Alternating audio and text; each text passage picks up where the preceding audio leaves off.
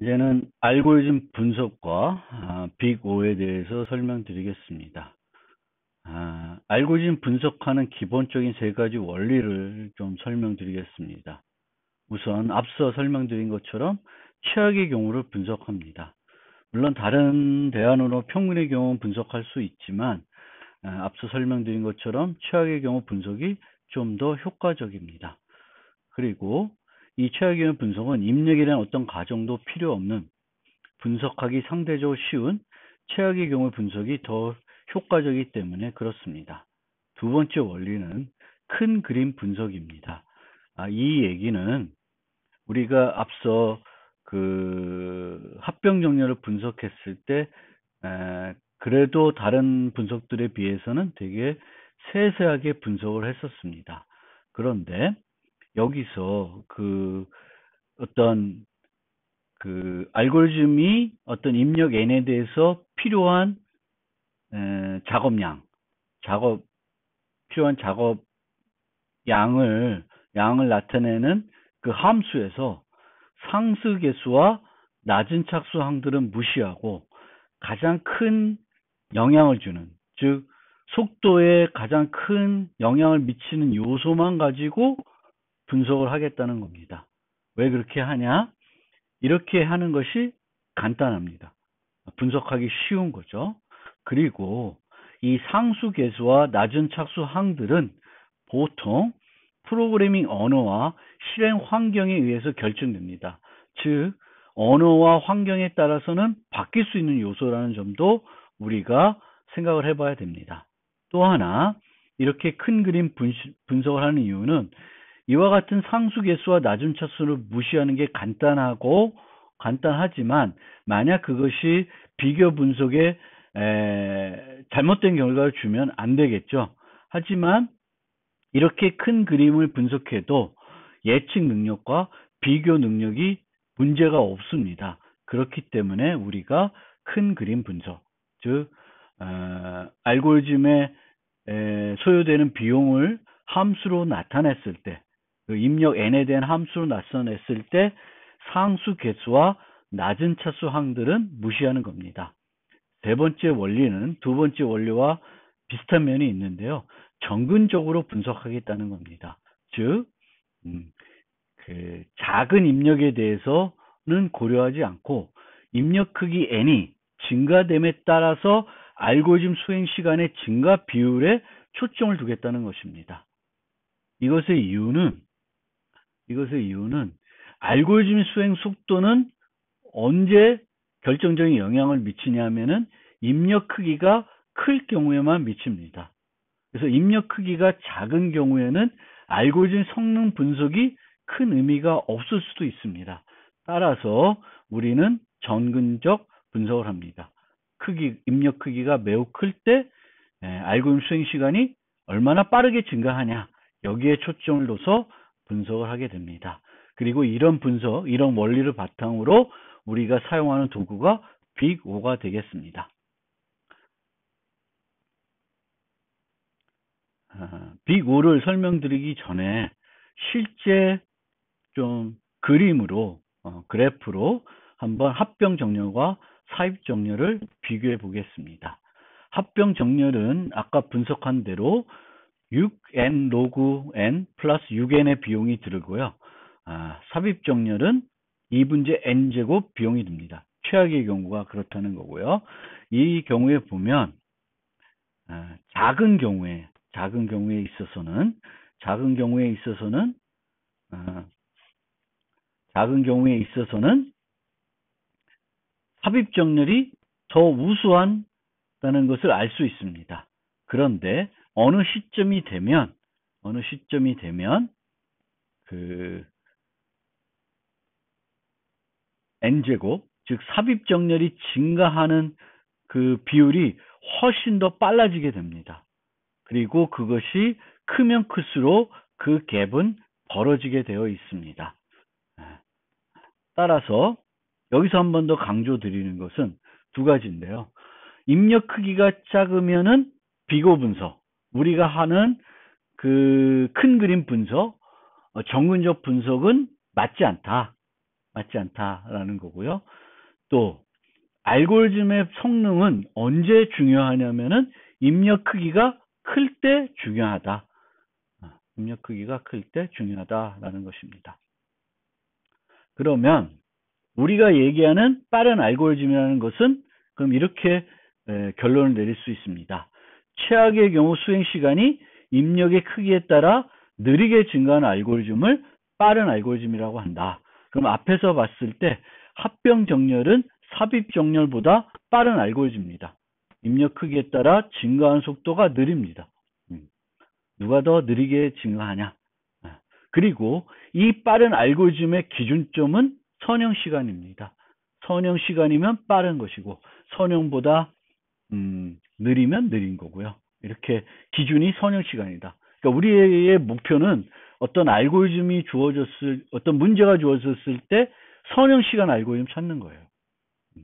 그 다음에 선형 시간을 못 찾으면 의사 선형인 n로그 n을 찾는 겁니다. 참고로 알고리즘에 따라서는 입력 크기가 같으면 입력과 상관없이 항상 성능이 같은 경우가 있습니다. 정수 배열의 총합을 계산한다든가 앞에서 봤던 선택 정렬은 그 알고리즘의 구성 때문에 입력이 어떻게 주어지든 간에 늘 똑같은 비용이 소요됩니다. 그런데 입력 크기가 같아도 입력이 어떻게 구성되어 있냐에 따라서 알고리즘의 성능이 다른 경우가 있습니다. 비정렬 배열에서 선형을 검색하는 경우, 또 아까 봤을 때 버블 정렬이나 삽입 정렬은 입력이 어떻게 구성되냐에 따라서 알고리즘의 성능이 다를 수 있습니다. 이런 경우에는 우리가 최악, 평균 비용을 논할 수는 있지만 주로 우리가 살펴보는 것은 최악의 경우이다 라고 말씀드리겠습니다. 그래서 이 비고라는 것은 정금적 분석인데요. 상수계수와 낮은 차수 항들은 무시하고 분석을 하겠다는 것이고요. 이 분석은 언제 유효하냐? 입력 크기가 클 때 유효하다. 그래서 합병 정렬은 6n 로그 n 플러스 6n이라는 비용이 들어가는데 우리가 비고 분석에서는 얘는 n 로그 n이다. 이렇게 설명드립니다. 그런데 상수계수와 낮은 차수 항들이 항상 무의미하다는 것은 아닙니다. 같은 비고의 경우에는 우리가 또 세부적으로 상수계수와 낮은 차수 항들을 살펴볼 필요가 있습니다. 같은 계열의 비고의 분석에 있어서 같을 경우에는 이런 상수계수와 낮은 차수 항들이 의미가 있을 수 있고요. 의미가 있을 수 있다는 게 아니라 의미가 있고요. 또 입력 크기가 작으면은 비고는 의미가 없습니다. 그래서 그 입력 크기가 작을 때는 전체적인 그 자세한 분석이 중요할 수도 있다. 그렇지만 알고리즘의 성능은 언제 중요하냐? 입력 크기가 클 때 중요하다. 그런 점에서 우리가 비고로 알고리즘을 분석한다. 그러면 비고에 대한 수학적인 정의를 살펴보기 전에 간단한 알고리즘들에 대한 비고를 한번 분석을 해보겠습니다. 앞서 강조를 했지만 알고리즘의 성능을 좌우하는 건 반복문에 있다. 그래서 반복문을 잘 살펴보면 우리가 그 알고리즘의 비고를 어느 정도 예측하고 계산해낼 수 있습니다. 그래서 첫 번째 예제로 그 문제 예제는 입력이 n개 정수로 구성된 배열과 정수 t가 주어집니다. 그래서 정수 t가 배열에 존재하면 true, 없으면 false를 반환해주는 알고리즘, 검색 알고리즘 되겠죠. 이 알고리즘은 선형 검색 알고리즘입니다. 그래서 반복문이 하나가 존재하게 되겠고요. 1부터 n까지 반복이 됩니다. 그럼 최악의 경우에는 n까지 반복이 되겠죠. 그러면 이 알고리즘의 비고는 ON이 되겠습니다. 두 번째는 여전히 검색 문제인데요. 이제는 배열이 하나만 주어지는 것이 아니라 배열이 두 개 주어집니다. 두 개의 배열 중에 t가 존재하면 true, 없으면 false입니다. 그러면 여기서는 for문이 두 개가 주어집니다.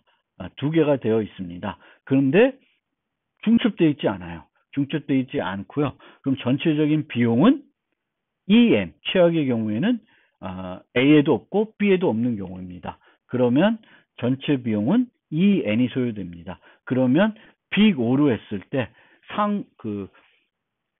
앞에 붙은 개수는 우리가 무시할 수 있으니까 비용은 OM, 선형 비용이 되겠습니다.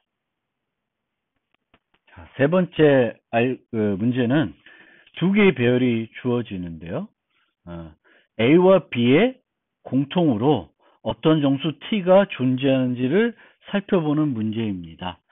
여기서 그 알고리즘 살펴보면은 이 알고리즘은 두 개의 포문으로 구성되어 있는데 중첩 포문으로 구성되어 있습니다. 그래서 A, I 첫 번째 요소가 B에 있는지, A의 두 번째 요소가 B에 있는지를 계속 반복적으로 비교하게 됩니다. 그래서 전체 비용은 n 제곱이 되겠습니다.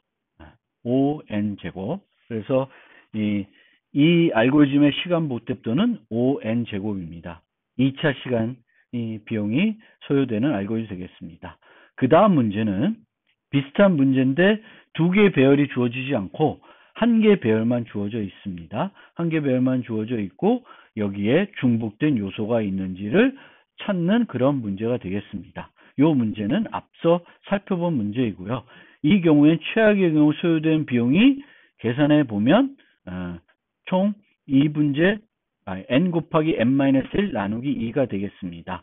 그런데 이 비용을 전체적으로 계산해서 그 상수항들, 작은 차수항들을 다 제외하면은 이 비용도 n 제곱이 되겠습니다. 그럼 이 두 개를 비교하면 실제적으로 원래 성격이 다른 알고리즘 때문에 비교할 필요는 없겠지만 만약에 똑같은 문제를 푸는 알고리즘이고 비교를 한다 그러면 둘 다 n제곱 비교로 하면 n제곱 알고리즘이지만 기본적으로 내부적으로 그 상수나 개수들을 다 따지게 되면은 위에 있는 알고리즘이 더 우수한 알고리즘이 되겠죠. 그래서 앞서 말씀드렸듯이 똑같은 비교가 똑같을 경우에는 이제 그 우리가 생략했던 그 항들, 그 요소들에 대한 고려도 필요하게 됩니다. 그러면 이제 수학적으로 좀 더 구체적으로 빅5가 뭔지 살펴보기로 하겠습니다. 정의는 이렇습니다. 알고리즘의 최악의 경우 수행 시간을 나타내는 양의 정수가 입력인 함수 tn, 입력이 입력인 양의 정수예요. 입력이 n인 최악의 경우 수행 시간을 나타내는 이 함수가 c 곱하기 어떤 함수보다 빠르다는 것은 증가 속도가 느리면, 그러니까 이게 알고리즘에서는 함수가 빠르면 증가 속도는 느린 거예요. 느리면은 tn의 빅5는 OFN이라고 합니다. 그래서 원래 tn이 요 그래프 상에서는 이런 모습을 하고 있는데요. 어떤 fn이라는 함수가 이런 모습을 하고 있을 때 여기에 상수를 곱했더니 이 fn이라는 함수의 증가 속도는 항상 어느 일정 시점 n제곱보다 커지면, n이 n제곱보다 크면은 항상 tn보다는 커집니다. 그러면 이 tn의 빅5는 OFN이라고 합니다. 이게 정근적인 분석 방법이고 n이 컸을 때만 의미를 가지는 그런 분석이 되겠습니다. 그러면 우리가 어떤 tn이 OFN에 속한다는 걸 보여주기 위해서는 이 fn에 대해서 우리가 제시해야 되는 게 c와 n0입니다. c와 n0. 그래서 이 n0보다 큰 모든 n에 대해서는 cfn이 tn보다 항상 크다는 걸 보이게 되면 tn은 cfn보다 이제 작다는 거고 tn은 이제 tn의 on이 빅5는 OFN이라는 걸 얘기하게 됩니다. 즉 tn은 아무리 느려도 얘하고 얘보다는 느리지 않다. 얘 정도다. 이렇게 이렇게 이제 생각하시면 되겠습니다. 그래서 최악의 경우 이 정도 비용은 소요된다. 그 이상 소요되지는 않는다라는 겁니다. 그래서 몇 가지 우리가 이 비그 5와 관련돼서 주장들이 있는데 다 증명을 할 수 있는데요. 이런 tn이 이렇게 nk승 최고차항이 n의 k승이면 tn의 비고는 n의 k승이다. 5n의 k승이다. 라는 겁니다. 이거를 우리가 어떤 tn이 비고의 fn이다. 라는 걸 보이기 위해서는 뭘 제시해야 돼요? n0와 c를 제시해야 됩니다. 그래서 이런 함수가 있을 때 n0를 1, c를 이렇게 놓게 되면은 항상 tn은 fn보다는 작아집니다. 작아지기 때문에 이제 tn은 nk, tn이 요런 함수로 구성이 되어 있으면 이런 식으로 되어 있으면 tn의 비고는 nk승이다. 즉 최고차항 n차 폴리노미얼로 나타냈을 때 최고차항이 비고가 된다라는 거고요. 모든 k에 대해서 이제 nk이면 최고차항이 nk이면 이 비고는 nk-1에 속할 수가 없다라는 거예요.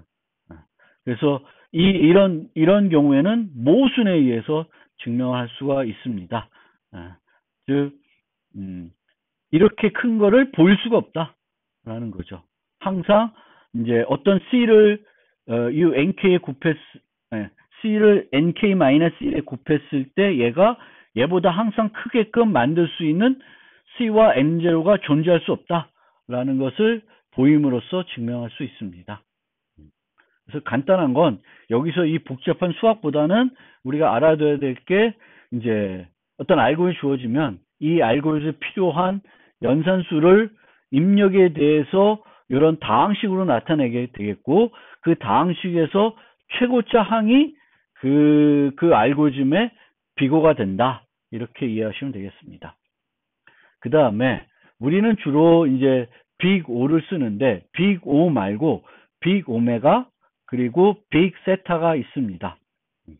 그리고 또 뭐가 있냐면 리틀 5도 있어요. 그래서 그것들에 대해서 간단히 설명드리면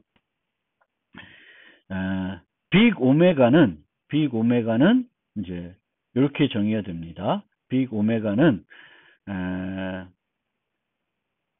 항상 아까와 거꾸로죠.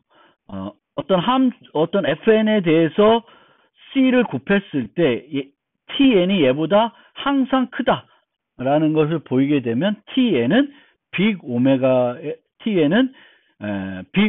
fn에 속하게 되는 것입니다. 즉 아까와 달리 이런 함수가 있을 때 요거를 어떤 c를 곱하면 여기로 내려오게 되는 거죠. 그래서 얘보다 항상 크게 된다. 그래서 최악의 경우 수행 시간을 나타낸 양의 정도 입력이 느리면 즉 얘보다는 빠를 수 없다라는 겁니다. 즉 아까의 경우에는 이제 tn이 빅 오메가는 fn보다는 빠를 수 없다. 느릴 수 없다. 수행 속도는 느릴 수 없다는 거고 얘는 얘보다는 빠를 수 없다. 라는 겁니다. 빠를 수 없다는 것을 나타낼 때가 빅 오메가다. 빅 오메가. 그리고 빅 세타는 이제 얘가 요 사이에 있다고 증명이 되면 빅 세타라고 얘기합니다. 빅 세타. 그래서 빅 세타는 tn이 fn과 동일하다라는 의미로 설명드리면 되겠습니다. 이해하시면 되겠습니다. 그러니까 요 fn보다는 빠를 수 없고 얘보다도 느릴 수 없다. 그러니까 얘하고 같다. 같은 속도다 라는 거예요. 그래서 여기에 보시면은 tn이 빅 오메가 fn이고 빅 O fn이고 빅 오메가 fn이면 tn은 빅 세타 fn이 되겠습니다. 그러면 이걸 바탕으로 요거를 한번 생각을 해보면 tn이 2분의 1 n제곱 플러스 3n이다. 그러면은 tn은 다음 중 어느 것과 어느 것에 해당될까요? 첫 번째부터 보면 아까 증명했듯이 n제곱이면 그거보다 낮은 빅 O에는 속할 수가 없어요. 그러니까 첫 번째는 성립이 안 되겠죠. 두 번째는 tn은 빅 오메가 n, 빅 오메가 n보다 빠를 수 있냐? 안 되죠. 빅 오메가 n보다 빠를 수 없습니다. 그래서 얘 또한 성립할 수가 없어요. 그런데 tn은 n제곱이기 때문에 당연히 5n제곱에 속합니다. 또 이 n제곱이면 이렇게 되어 있으면 그 세타 n제곱에도 포함됨을 증명할 수 있습니다. 그래서 이제 빅 오메가 n제곱에 속한다는 걸 증명할 수 있기 때문에 요거는 성립합니다. 요거는 성립해요. 그리고 tn은 실제적으로는 빅 O n제곱에 속하기 때문에 그보다 더 높은 거에도 당연히 속합니다. 걔보다는 느리지 않겠죠. 느리지 않을 테니까 tn은 빅 O n3에도 속하게 됩니다.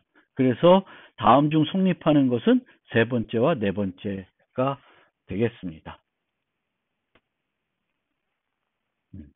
요걸 원래 증명하는 방법은 이제 N0와 C를 제시해서 원래 증명을 해야 되는데 말로 좀 간단히 설명을 드렸습니다.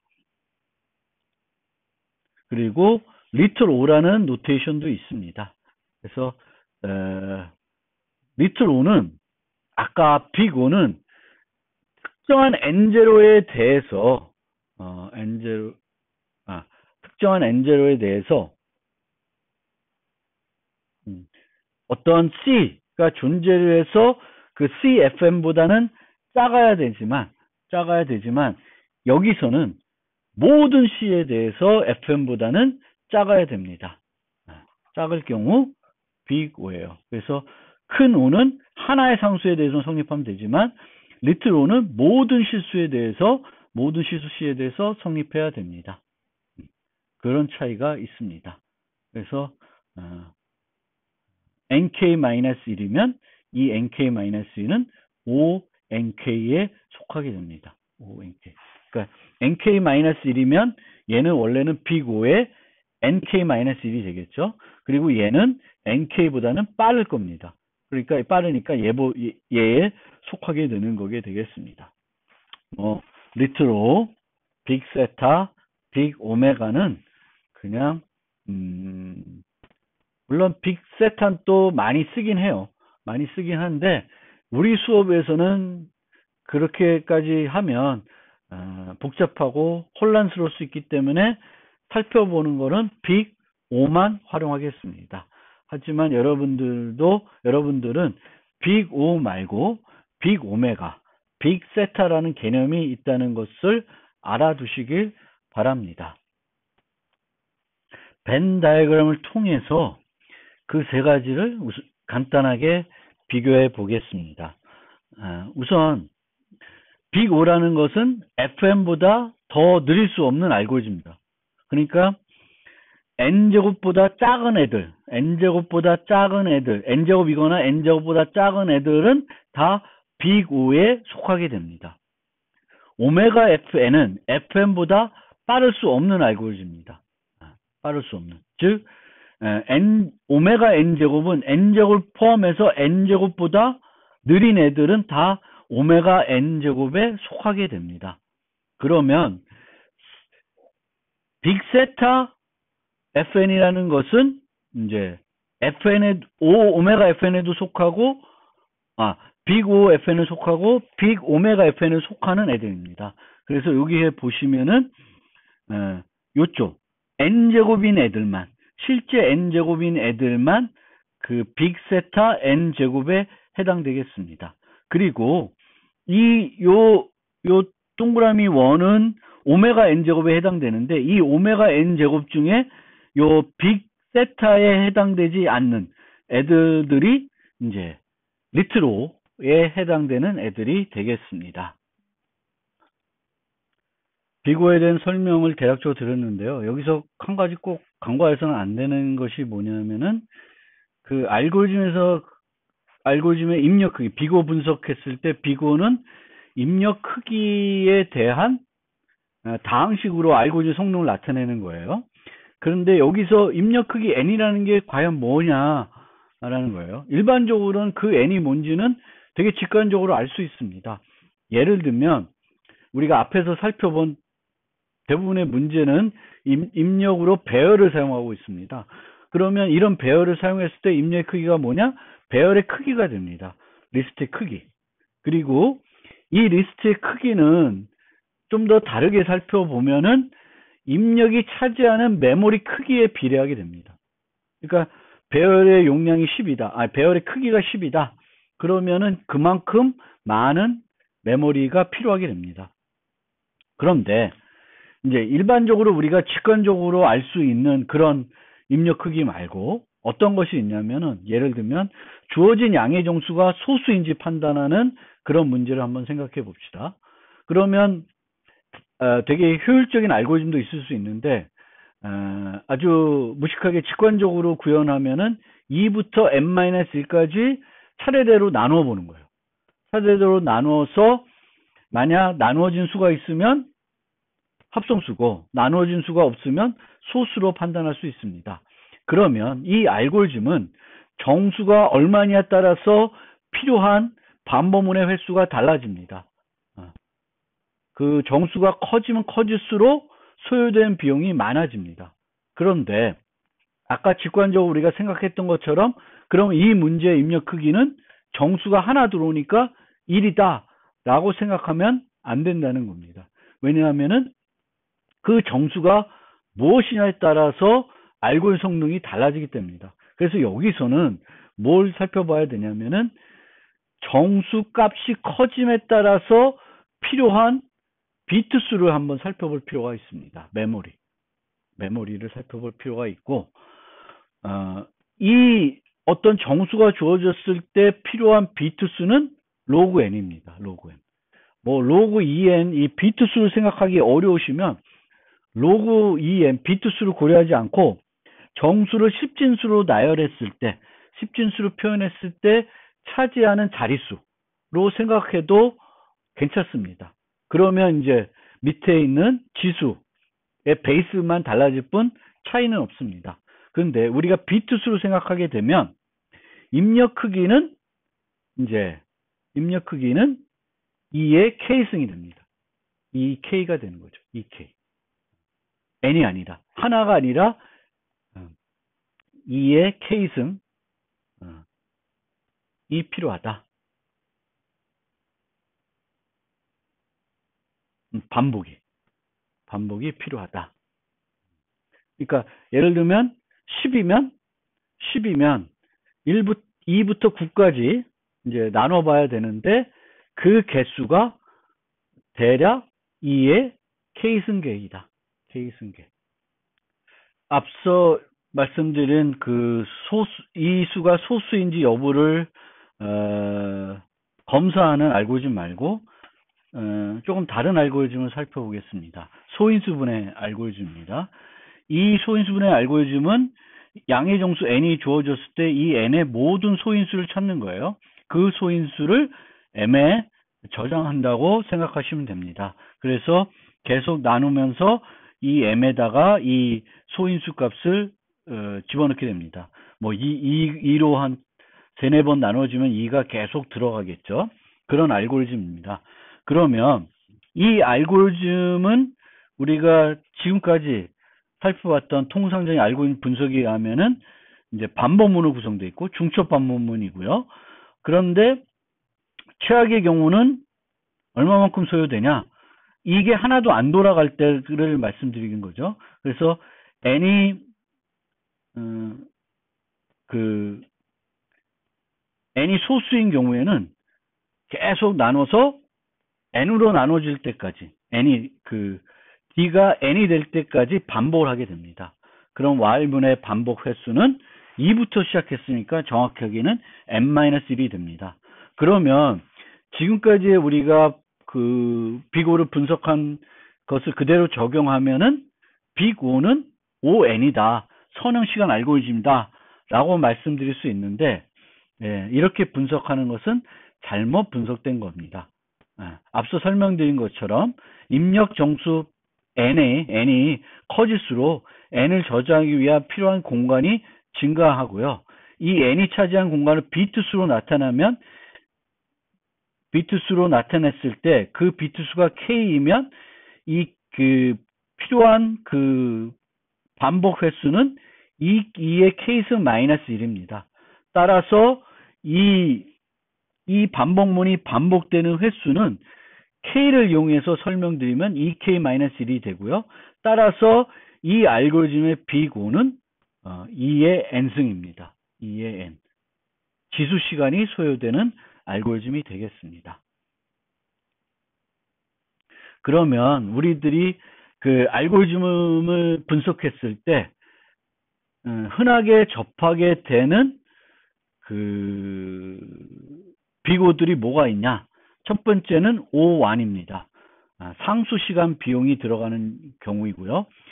이 상수 시간이 비용이 든다는 것은 입력 크기에 전혀 알고리즘이 영향을 받지 않는다는 것입니다. 예를 들면 배열 끝에 요소를 집어넣는다. 벡터에다가 맨 끝에다가 요소를 집어넣는다. 이거는 상수 시간 비용이 들겠죠. 그 다음에 로그 시간 비용이 드는 것이 있습니다. O 로그 n. 한 번에 처리해야 되는 양이 반씩 줄어드는 경우입니다.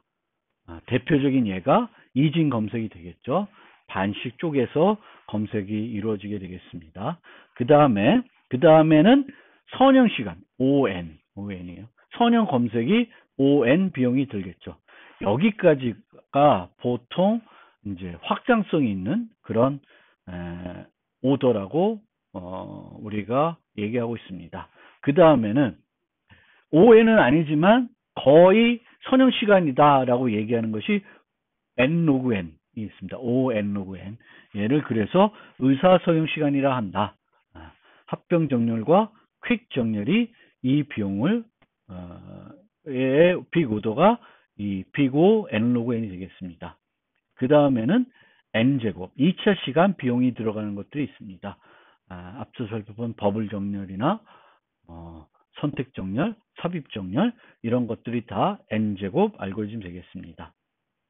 그리고 우리가 살펴봤던 초등학교 곱셈 알고리즘도 n제곱 알고리즘입니다. 그 다음에 다항시간 알고리즘들이 있고요. 행렬 곱셈도 기본적으로는 다항시간 알고리즘입니다. 그 다음에는 이제 n 3승이죠. 그 경우에는. 그리고 이제 그보다 더 많은 시간이 요구하는 것이 아까 살펴봤던 지수 시간이 요구하는 2의 n승인 소인수분해 알고리즘이라든지 그리고 그보다도 더 많은 시간이 소요되는 게 계승 시간 비용이 있겠습니다.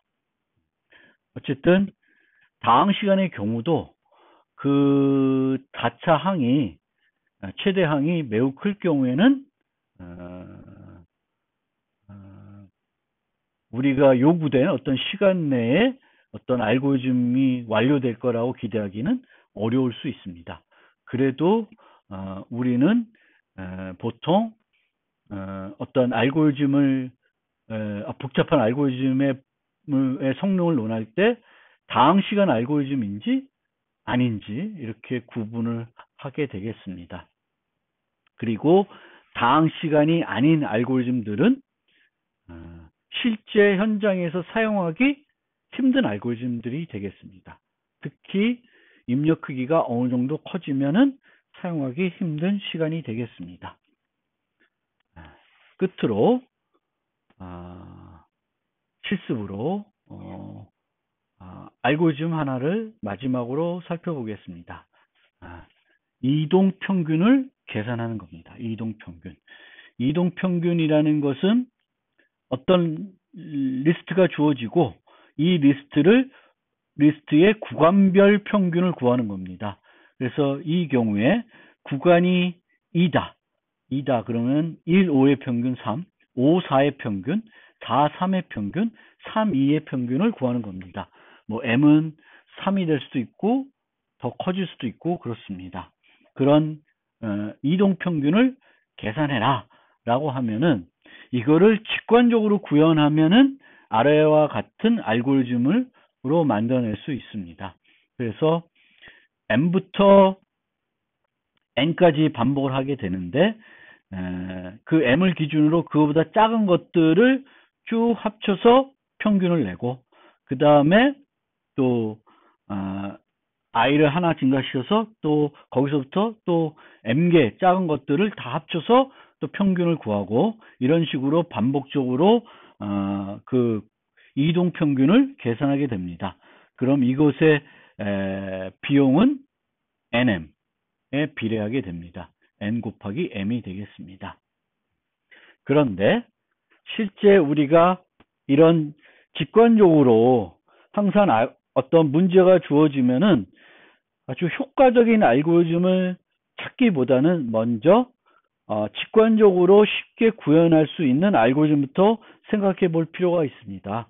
그리고 그걸 생각해 보고 구현하고 이 알고리즘의 성능을 분석해 봅니다. 그 다음에는 알고리즘 디자이너스 mantra 그거를 생각해서 can we do better 더 효과적인 알고리즘 찾을 수 없는지를 고민할 필요가 있습니다. 그리고 이 경우에도 여기에 제시된 것처럼 더 효과적으로 할 수 있습니다. 심지어 선형 시간에 할 수가 있습니다. 그래서 우리가 항상 그 알고리즘 디자인에서 멘토라를 기억해 주시기 바라고 이 첫 번째 노트에서 살펴본 다양한 알고리즘들을 여러분들이 직접 여러분들이 좋아하는 프로그래밍 언어 그 중에 하나 자바, C++, 파이썬으로 구현해 보시기 바랍니다. 특별히 머지 소트는 숙제로 여러분들이 작성을 해서 제출하도록 요구하겠습니다. 이것으로 첫 번째 노트에 대한 설명을 모두 마치겠습니다.